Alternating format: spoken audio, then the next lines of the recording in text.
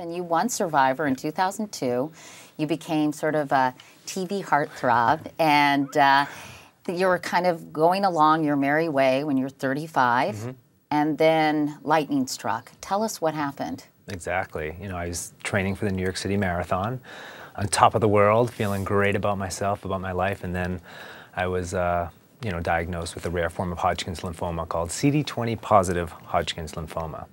And, you know, like you said, you know, no matter if you're a celebrity, an athlete, you know, a mother or father, once you get that diagnosis, everyone's back at the same level. You know, we all got to go to the same doctors and go through the same treatments once you get that diagnosis that you have cancer. So it was tough. It flipped me upside down. You obviously, it just, I mean, I know that when my husband was diagnosed, I remember feeling like, literally like I got hit by a truck. I was in a daze, and I was actually surprised I didn't get run over leaving the hospital after talking to the doctors, because you're really in a state of shock. And I can only imagine that you must have felt that way at 35, training for the New York Marathon, to suddenly hear the C word and get this news. Tell me what went through your head. Well, my only connection to cancer is death, because my father passed away from colon cancer when I was 14. So all of a sudden I'm like, oh my God, this is it. I'm gonna die, my life is over.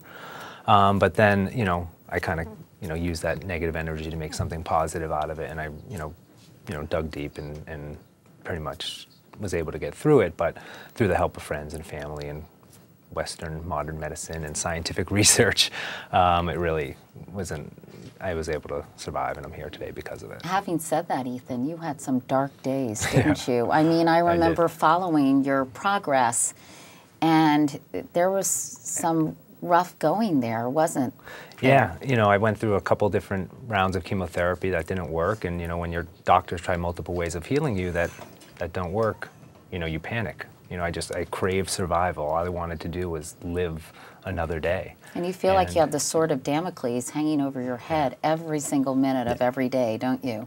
Exactly. And so some things didn't work, but ultimately they found something that was effective. Ultimately, I got some radiation, which put the cancer into remission, and then I was put on a clinical trial and was able to get an autologous stem cell transplant, which is you're kind of locked in isolation for 30 days, and it's like hitting the reset button on your body.